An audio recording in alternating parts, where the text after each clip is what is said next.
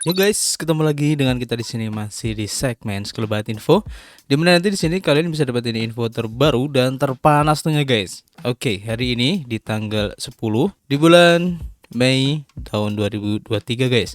Dan seperti biasa kita selalu ingatkan ya buat teman-teman semua untuk selalu mematuhi protokol kesehatan dimanapun kalian berada ya, khususnya di keramaian, karena di luar sana banyak sekali guys virus-virus dan juga penyakit yang mengancam kesehatan kita. Dan kita lanjut langsung ya untuk melihat bagaimana update dari global crypto market cap seperti yang terlihat di sini mengalami kenaikan ya, meskipun tipis banget ya di 0,16% karena ini juga masih pagi guys. Dan tentu saja ini adalah efek dari Bitcoin dan juga teman-temannya ya. Dimana untuk Bitcoin dalam waktu 24 jam ini masih merah guys di 0,83%. Kemudian untuk Ethereum juga masih merah di 0,9%. Dan rata-rata di sini kalau kita lihat ya, sepertinya pergerakan untuk altcoin masih belum ada pergerakan yang signifikan. Sehingga bisa kita lihat di sini rata-rata perubahannya antara 0 sampai 1% aja guys. Kemudian selanjutnya kalau kita lihat di sini untuk perubahan harga dari Bitcoin ya, seperti yang terlihat dalam chart di sini untuk close candle-nya merah tapi volumenya kecil guys, dan untuk candle yang barunya sudah mulai hijau ya. Dan bisa dilihat di sini ya, untuk harga di sekitar 27.000 ini masih menjadi support yang kuat ya. Dan kita doakan aja semoga ini akan mencoba retest di harga 28.000, kemudian akan lanjut ke harga 29.000 ya, atau akan mencoba retest di MA20 tepatnya di harga 28.400, dan akan lanjut untuk mencoba retest di harga 30.000 dolar guys. Dan buat teman-teman yang ingin mencari titik-titik DCA ya, bisa tunggu di harga 27.000, atau buat teman-teman yang lebih konservatif bisa tunggu ya di harga 25.000 guys. Tapi buat teman-teman yang lebih agresif bisa langsung masuk aja sekarang guys, karena ini juga bisa dibilang awal yang bagus ya untuk mengawali hari ini karena candlenya hijau guys. Nanti kita akan pantau lagi dan update ya untuk pergerakan harga dari Bitcoin ini. Dan kita langsung menuju ke informasi yang pertama, seperti dilansir dari harian cryptonews.com ya. Dan di sini diinformasikan untuk jaringan Bitcoin ini bergejolak karena adanya kegilaan ya di token BRC20 guys, mengirimkan biaya transaksi menuju level tertinggi beberapa tahun. Kemudian pertanyaannya apa selanjutnya untuk harga Bitcoin ini guys. Jadi seperti yang sudah kita informasikan kemarin ya, dengan adanya token BRC yang belakangan ini cukup ramai diperbincangkan ya, dan bisa dibilang token BRC ini sebagai layer 2 ya dari Bitcoin, meskipun agak berbeda dengan token-token yang lain ya, dimana di dalamnya ada Ordinals Protocol dan produknya bisa dibilang sebagai NFT-nya Bitcoin guys. Dan pergerakan ataupun transaksi dan volume perdagangannya cukup besar banget guys, yang mengakibatkan harga ataupun gas fee dari transaksi Bitcoin ini melambung tinggi guys. Jadi jaringan Bitcoin yang sedang mengalami perubahan di tengah lonjakan popularitas token BRC20, sebuah standar token fungible berbasis blockchain Bitcoin baru yang terinspirasi oleh ekosistem token ERC20 dari blockchain Ethereum. Standar BRC20 yang dikembangkan dan digunakan oleh seorang pengguna Twitter dengan nama samaran bernama Domo hanya sekitar 1 bulan yang lalu ya, menggunakan protokol Ordinals berbasis Bitcoin dan prasasti untuk mengelola kontrak token guys, pencetakan token dan transfer token. Protokol Ordinals yang diluncurkan akhir tahun lalu ya, merupakan sistem penomoran inovatif untuk setiap satoshi yang ada. Jadi setiap Bitcoin ini memiliki 21 juta satoshi guys. Sedangkan inskripsi ataupun NFT yang ada di setiap satoshi ini ya adalah ketika lapisan data ditambahkan di atas satoshi guys. Jadi satoshi ini merupakan bagian terkecil ya dari Bitcoin, dimana untuk ordinals ini untuk setiap satoshinya itu bisa disisipkan guys, atau diinskripsikan, bisa berupa gambar ataupun media file lainnya guys. Ini yang cukup menarik di situ ya. Jadi meskipun baru berumur 1 bulan, BRC20 ini sudah mendominasi blockchain Bitcoin ini.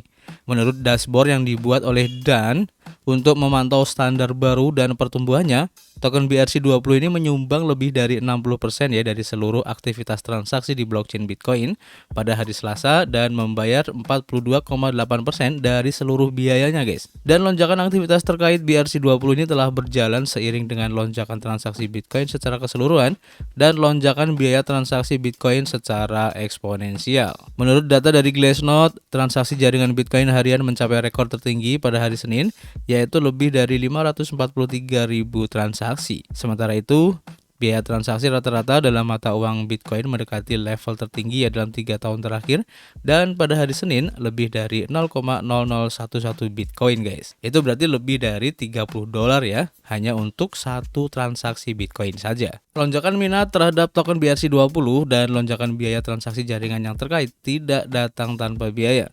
Meskipun jumlah transaksi harian meningkat, metrik lain dari aktivitas jaringan ini terpukul ya. Jumlah alamat aktif yang berinteraksi dengan jaringan setiap hari baru-baru ini mendekati titik terendah dalam 2 tahun terakhir guys. Sementara itu jumlah alamat baru yang berinteraksi mendekati level terendahnya ya di tahun 2022.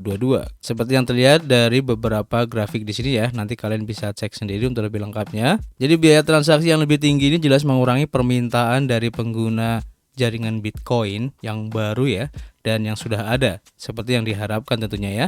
Namun, lonjakan biaya merupakan keuntungan bagi para penambang Bitcoin guys, karena para penambang ini biasanya mengandalkan penerbitan Bitcoin baru ya, yang saat ini terjadi pada tingkat 6,25 Bitcoin per blok, yang kira-kira terjadi setiap 10 menit guys, untuk mendanai aktivitas mereka. Biaya transaksi yang biasanya merupakan bagian yang sangat kecil ya dari pendapatan penambang, tetapi kelipatan rasio biaya Bitcoin yang setara dengan pendapatan penambangan Bitcoin yang berasal dari penerbitan Bitcoin baru dibagi dengan pendapatan penambang Bitcoin yang berasal dari biaya transaksi. Ini telah turun ya, tajam sekali guys dalam beberapa hari terakhir. Pada hari Senin, rasio ini berada di kisaran 2,34, turun dari level tertinggi pada pertengahan April di atas 68 guys. Jaringan penambang yang lebih kuat berarti jaringan Bitcoin yang lebih aman dan kuat, yang seharusnya menjadi hal yang positif ya dalam jangka panjang. Kemudian pertanyaannya, bagaimana selanjutnya guys untuk harga Bitcoin ini? Penerapan protokol Ordinals pada blockchain Bitcoin tahun lalu dan lonjakan popularitas standar ya untuk token BRC20 baru ini menunjukkan adanya perubahan persepsi yang besar terhadap potensi penggunaan blockchain Bitcoin. Setelah sebelumnya dipandang sebagai blockchain kripto yang tidak dinamis, yang berfungsi murni ya sebagai buku besar untuk mata uang digital, inovasi terbaru dapat mendorong blockchain Bitcoin untuk dilihat sebagai sesuatu yang lebih mirip dengan rantai yang mendukung kontrak pintar. Apakah hal ini akan mengubah proposisi nilai fundamental Bitcoin menjadi emas digital dalam jangka panjang? Ini masih harus dilihat guys. Dalam jangka pendek, lonjakan biaya transaksi dan peristiwa terkait seperti penghentian 2 kali lipat penarikan Bitcoin oleh Binance pada akhir pekan tampaknya telah membebani sentimen Bitcoin. Bitcoin terakhir kali ya diperdagangkan di bawah support resisten 50 di MA di pertengahan 27 ribuan ya, dan mendekati posisi terendah di bulan lalu. Hilangnya momentum teknikal jangka pendek membuat beberapa pihak memprediksi bahwa Bitcoin akan menguji ulang ya untuk support kunci di pertengahan harga 25 ribuan dolar guys dalam beberapa hari dan minggu ke depan tentunya. Dengan asumsi Bitcoin juga turun ya di bawah support di sekitar area 26.500 dolar sampai 27.000 dolar. Tetapi peristiwa resiko makro yang akan datang dapat mengangkat sentimen dan mengirim Bitcoin kembali ke arah 30.000 dolar. Data inflasi Amerika Serikat yang akan dirilis besok dan Kamis, jika lebih lemah dari yang diharapkan, maka dapat mendorong harga kripto naik sebagai akibat dari taruhan lebih lanjut pada penurunan suku bunga The Fed pada paruh kedua tahun ini guys. Jadi dengan adanya protokol Ordinals ini ya, sebenarnya kalau kalian melihat beberapa perbincangan yang lagi ramai di Twitter, ini juga membuat adanya perpecahan ya di komunitas Bitcoin guys, dimana ada yang setuju dengan adanya protokol Ordinals ini dan ada yang tidak setuju guys. Bahkan sebenarnya ya Satoshi Nakamoto pun dulu sudah tidak setuju guys dengan adanya protokol ini ya. Nanti kalian bisa cari beritanya tentang hal ini guys, dan itu pun dulu, dan sekarang mungkin sudah berubah ya, dimana Satoshi juga sekarang sudah tidak muncul lagi. Dan tentu saja untuk perkembangan dari Bitcoin ini akan jadi semakin menarik tentunya ya dengan adanya protokol Ordinals ini. Di satu pihak ini bisa menjadi salah satu stimulus ya untuk transaksi yang terjadi di Bitcoin dan juga akan menguntungkan bagi miner, tapi di lain pihak ini akan membuat sentimen negatif juga ya untuk kredibilitas dari Bitcoin itu sendiri ya sebagai mata uang digital guys. Kita akan pantau lagi nanti perkembangannya. Kita lanjut untuk informasi berikutnya ya. Kita lansir dari harian CoinDesk, di mana di sini diinformasikan bahwa transaksi untuk Litecoin ini mencapai rekor tertinggi karena biaya Bitcoin ini melonjak ya di tengah kegilaan dari token BRC20 ini guys. Ini adalah efek dari BRC20 di Bitcoin yang cukup ramai juga ya. Dan biaya transaksi di blockchain Bitcoin ini telah mencapai titik tertinggi dalam 2 tahun terakhir ya, karena meningkatnya popularitas token BRC20. Transaksi pada blockchain Litecoin telah melonjak ke level tertinggi sepanjang masa seiring dengan hiruk pikuk koin meme, dan biaya tinggi pada jaringan Bitcoin membuat para pengguna kripto berebut untuk mencari alternatif. Pada tanggal 8 Mei, Litecoin mengeksekusi lebih dari 525.000 transaksi ya dalam sehari, dan sempat mendekati di 575.000 transaksi harian Bitcoin menurut data blockchain dari BitInfoCharts. Ini adalah 5 kali lipat jumlah rata-rata transaksi di blockchain Litecoin ya dibandingkan dengan awal tahun ini, dan lebih dari 2 kali lipat level tertinggi sepanjang masa sebelumnya di dekat puncak bull market pada Januari 2018 kemarin guys. Perkembangan ini terjadi ketika blockchain Bitcoin sebagai rumah dari Bitcoin ya, mata uang kripto terbesar berdasarkan kapitalisasi pasar, ini mengalami tingkat kemacetan yang ekstrim karena hiruk pikuk token BRC20 berbasis Bitcoin. Token BRC20 adalah sebuah standar token yang memungkinkan pengguna untuk bisa membuat dan mentransfer token pada protokol ordinals menggunakan jaringan Bitcoin. Meningkatnya popularitas token BRC20 telah mendorong biaya transaksi Bitcoin ke level tertinggi ya sejak Mei 2021 setelah Bitcoin mencapai rekor tertinggi saat itu sekitar $64.000. Hal ini juga menyebabkan Binance sebagai bursa kripto terbesar di dunia menghentikan sementara untuk penarikan melalui Bitcoin pada Senin pagi kemarin guys. Kemacetan Bitcoin ini telah membuat para pengguna berebut ya mencari alternatif yang lebih murah seperti stablecoin dan jaringan Lightning untuk mentransfer nilai melalui blockchain tersebut. Litecoin juga mengalami gelombang aktivitas baru, di mana data dari Glassnode ya juga menunjukkan bahwa selain jumlah transaksi yang mencapai rekor, jumlah alamat wallet yang aktif naik ke rekor tertinggi ya sebesar 718.000 wallet pada hari Senin. Dan pengguna kripto juga membuat hampir 500.000 alamat Litecoin baru dalam satu hari baru-baru ini berdasarkan tweet yang dikutip dari Glassnode ya dari Litecoin Foundation guys. Kalian bisa cek sendiri nanti di akun Twitter untuk Litecoin Foundation. Ini cukup kelihatan banget ya perubahannya. Jadi ini mungkin yang dilakukan oleh para investor untuk mencari alternatif lain ya selain Bitcoin, karena biaya transaksinya yang cukup mahal sehingga mencari alternatif lain, dan di sini Litecoin menjadi pilihan utamanya guys. Nanti kita akan update lagi, dan kita lanjut ke informasi berikutnya ya. Dan ini masih berhubungan dengan Bitcoin ya. Dimana di sini seperti yang dilansir di harian CoinDesk bahwa Bitcoin ini bergerak sideways di harga 27.500 ribuan ya, karena investor ini menunggu pembacaan inflasi untuk CPI guys. Jadi ekuitas turun untuk para investor akan mengamati rilis indeks harga konsumen atau CPI di bulan April ya pada hari Rabu untuk mendapatkan petunjuk mengenai keputusan kebijakan moneter Federal Reserve selanjutnya. Bitcoin ini bergerak sideways di sekitar pertengahan harga 27 ribuan pada hari Selasa ya, karena investor menunggu laporan inflasi Amerika Serikat terbaru pada hari Rabu. Mata uang kripto besar berdasarkan kapitalisasi pasar ini baru-baru ini ya diperdagangkan di sekitar $27.560.000, turun 0,2% dalam 24 jam terakhir ya. Ini menurut data dari CoinDesk. Seperti yang terlihat ya dari grafik di sini. Ethereum sebagai mata uang kripto terbesar kedua ya juga turun sekitar 0,4% pada hari Selasa dan diperdagangkan di harga sekitar $1.844. Di antara aset digital lainnya ada Bitcoin Cash melonjak lebih dari 9% pada hari itu dan diperdagangkan pada kisaran $121,29 ya. Sementara token tata kelola Lido yaitu LDO baru-baru ini juga naik di 6% menjadi $1,85 guys. CoinDesk Market Index atau CMI yang mengukur kinerja pasar kripto secara keseluruhan ya naik sekitar setengah poin persentase untuk hari itu. Pasar ekuitas berubah menjadi beragam menjelang indeks harga konsumen atau IHK ya hari Rabu, di mana IHK atau CPI ini untuk bulan April, S&P 500 dan Nasdaq Composite yang penuh dengan teknologi ditutup turun 0,4% dan 0,6% guys.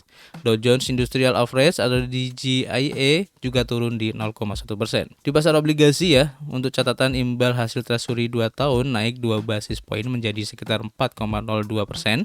Sementara imbal hasil treasury untuk 10 tahun hampir datar ya dari hari Senin pada waktu yang sama mencapai 3,52%. Para investor di seluruh dunia akan mengamati CPI untuk mendapatkan petunjuk ya tentang bagaimana Federal Reserve Amerika Serikat akan bertindak pada pertemuan kebijakan berikutnya di bulan Juni. The Fed menyetujui ya untuk kenaikan 25 basis poin untuk mendorong suku bunga Federal Funds ke level tertinggi dalam 16 tahun terakhir. Dalam sebuah wawancara dengan CoinDesk, Mark Connors sebagai kepala penelitian untuk manajer aset kripto Kanada 3iQ meminta pertanggungjawaban untuk The Fed ya atas krisis perbankan baru-baru ini dan menyebut institusi tersebut sebagai pembakar dan pemadam kebakaran dengan desain. Mereka ya, dalam hal ini adalah The Fed, ingin mengurangi jejak bank untuk sementara. Mereka ingin mengkonsolidasikannya karena mereka telah kehilangan kendali atas stabilitas keuangan dan karena ketergantungan asing. Utang terhadap PDB, di mana sekarang inflasi ya, ini kata Connors, yang percaya bahwa The Fed pada akhirnya akan beralih ke kebijakan yang lebih dovish. Jadi kita tunggu aja guys untuk keputusan yang akan diambil oleh The Fed ini, apakah akan menaikkan lagi suku bunganya atau enggak, karena ini terlihat ya dari pergerakan harga Bitcoin, di mana para investor pun juga masih menunggu keputusan dari The Fed ini guys. Kita lanjut informasi berikutnya, kita lansir dari blockworks.co, di mana di sini diinformasikan bahwa Grayscale ini memancing untuk 3 ETF kripto baru karena adanya keputusan GBTC mendekat guys. Jadi salah satu dari 3 dana yang diusulkan ya oleh manajer aset kripto akan berinvestasi di perusahaan dan aset digital yang berfokus pada privasi guys. Grayscale Investment ingin meluncurkan 3 dana baru guys, dan pengajuan peraturan menunjukkan karena perusahaan menunggu keputusan pengadilan terkait dengan rencana konversi produk andalannya menjadi ETF. Manajer aset yang berfokus pada kripto ini ingin membawa ke pasar ETF Global Bitcoin Composite yang melacak indeks yang akan berinvestasi ya pada produk yang diperdagangkan di bursa yang memegang atau didukung oleh Bitcoin fisik, ditambah perusahaan pertambangan Bitcoin. Analis Bloomberg Intelligence yaitu Eric Balchunas menyebut dana yang diusulkan itu sebagai ETF Bitcoin semi-spot dalam sebuah tweetnya. Grayscale juga ingin meluncurkan dana yang menawarkan exposure yang dikelola secara aktif untuk kontrak berjangka Ethereum. Dokumen tersebut menunjukkan guys, dan di Amerika Serikat pengajuan dokumen peraturan untuk produk reksadana baru tidak selalu mengindikasikan bahwa produk tersebut akan disetujui. Meskipun ETF berjangka Bitcoin pertama kali diluncurkan di Amerika Serikat pada Oktober 2021, belum ada reksadana berjangka Ether di negara tersebut. Dana ketiga yang diusulkan oleh Grayscale Privacy ETF akan berinvestasi di perusahaan yang mengembangkan solusi privasi berbasis blockchain, dan dana ini juga akan menginvestasikan modal dalam aset digital yang dirancang untuk memastikan transaksi yang lebih privat dan aman dengan mengaburkan identitas pengguna dan detail transaksi, kata pengajuan tersebut. Grayscale tetap berkomitmen untuk meningkatkan bisnis kami secara bertanggung jawab, kata seorang juru bicara kepada Blockworks melalui email. Tujuan kami adalah untuk terus meningkatkan, merampingkan, dan memodernisasi pengalaman investasi klien kami. Rencana produk ini muncul saat Grayscale menunggu keputusan pengadilan terkait kasusnya melawan SEC guys, dan perusahaan ini menggugat regulator sekuritas Amerika Serikat tahun lalu ya setelah SEC memblokir proposalnya untuk mengubah Grayscale Bitcoin Trust atau GBTC menjadi ETF. Selain ETF yang diusulkan, Grayscale pada hari Selasa menunjuk pada pembentukan Grayscale Fund Trust, sebuah struktur perwalian berdasarkan undang-undang yang berdomisili di Delaware, yang menurut Grayscale dalam sebuah tweet meningkatkan kemampuan kami sebagai manajer aset global. Struktur dana ini dirancang untuk memasukkan produk-produk ETF Grayscale jika mereka bergerak maju ya dengan persetujuan regulator. Pembentukan Grayscale Fund Trust mencerminkan dedikasi kami untuk meningkatkan bisnis Grayscale secara bertanggung jawab, kata CEO dari Grayscale, Michael Sonnenshein dalam sebuah pernyataannya.